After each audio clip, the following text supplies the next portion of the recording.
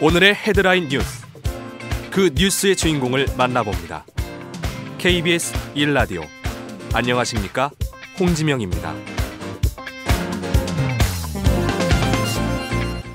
네, 여야 정치권이 730 재보선의 결과를 분석하고 혁신을 비롯해 민심이 요구하는 향후 발전 방향을 모색하고 있습니다. 여야 지도부를 차례로 연결해서 이야기 들어보겠습니다. 먼저 새누리당의 이인재 최고위원 전화 연결돼 있습니다. 안녕하십니까? 예, 안녕하세요.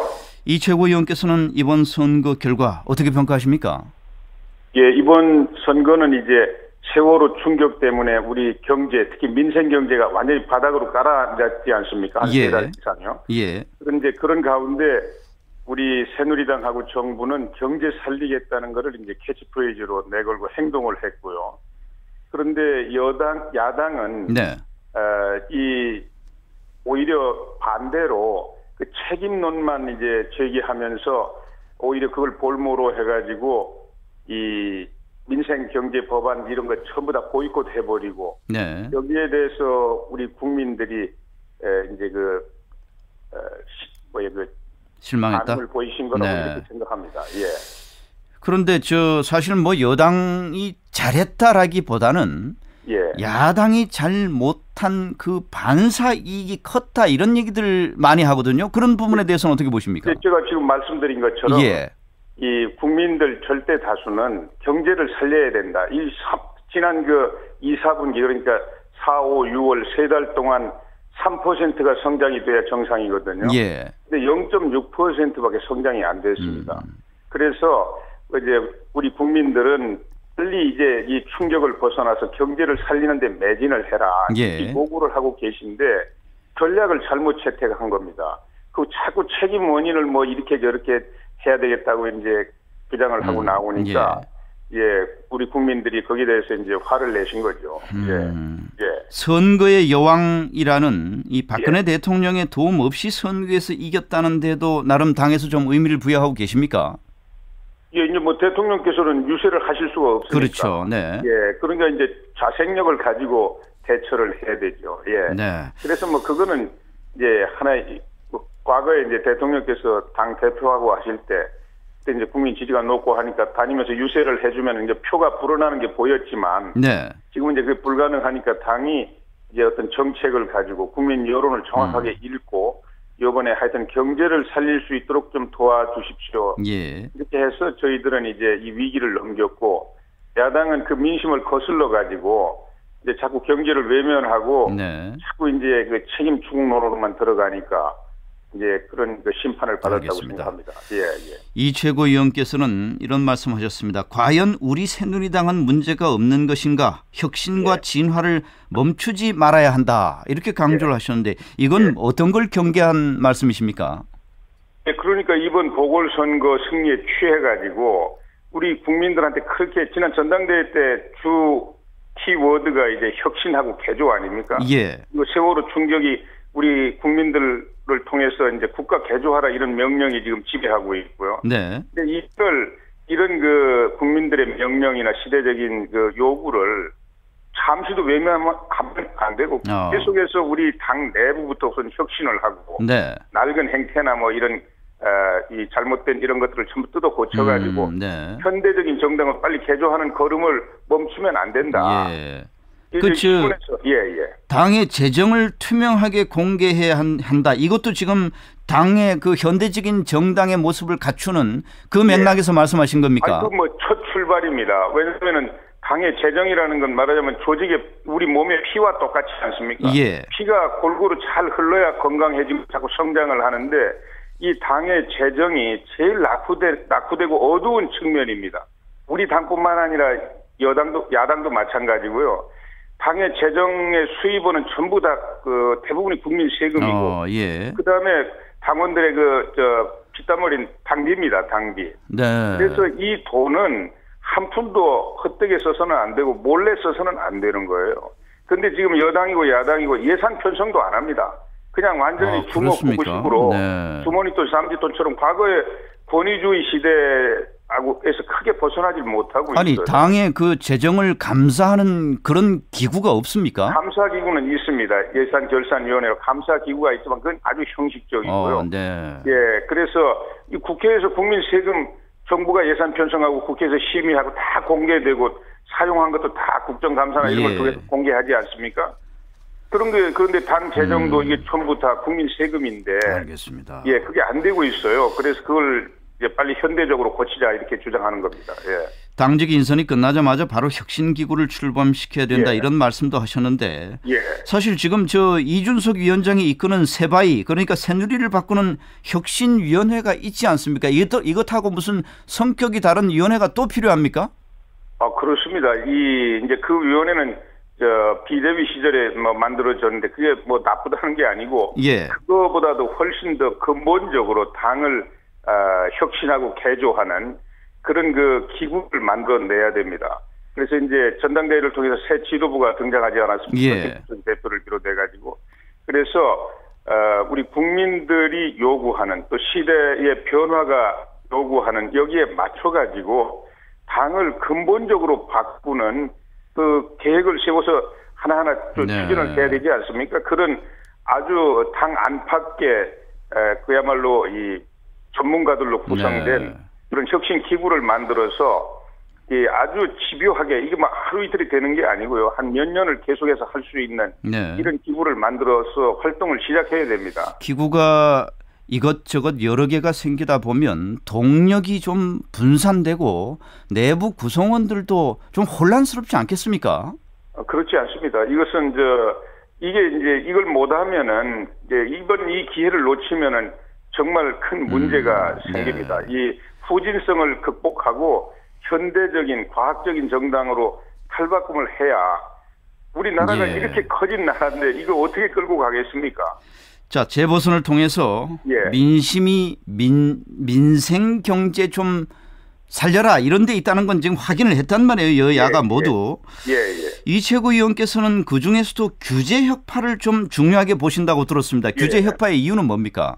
지금 경제 활동, 특히 이제 투자를 가로막는 장애물 중에 제일 큰 것이 이 낱마처럼 얽힌 규제입니다. 규제 시장이라고도 하는데요. 그래서 이 낡고 또 불필요한 불합리한 이런 규제 때문에 누가 투자도 안 하고 여러 가지 경제 활동들이 엉켜 있어가지고 말하자면 일자리도 안 만들어지고 이 소득 창출이라든지 소비 활성화 이래서 경기도 활성화되지 않고요. 이래가지고 여러 가지 우리 경제에 어려움을 주는 여러 가지가 있어요. 토지라든지 또 노동시장이라든지 또 그밖에 R&D라든지 여러 가지가 있는데 그 가운데 제일 돈 안 들이고 쉽게 이 장애물을 극복할 수 있는 게 이 낡은 규제들입니다. 그래서 이걸 쾌도난마식으로 이걸 잘라내고 해가지고 투자도 더 활성화되고 경제 활동도 더 활성화되도록 이렇게 해야 됩니다. 그래서 대통령께서 이건 암덩어리 같은 존재다. 이거를 제거하자. 근데 당이 앞장서지 않으면 안 됩니다.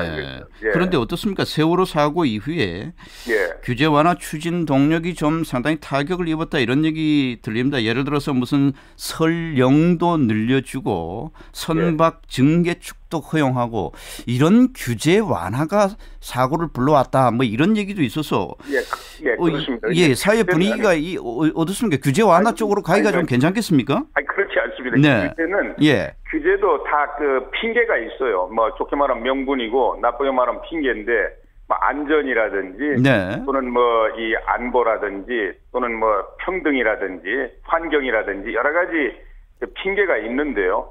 그러나 그런 명분 가치 이런 것을 우리가 무시하자는 게 아닙니다. 특히 안전 같은 것은 더 강화해야 되죠. 그런데 안전을 가치로 해가지고 규제가 있더라도 이것이 낡고 불확실하고 이 잘못된 규제 같은 것은 아주 명쾌하게 다시 세워야 됩니다.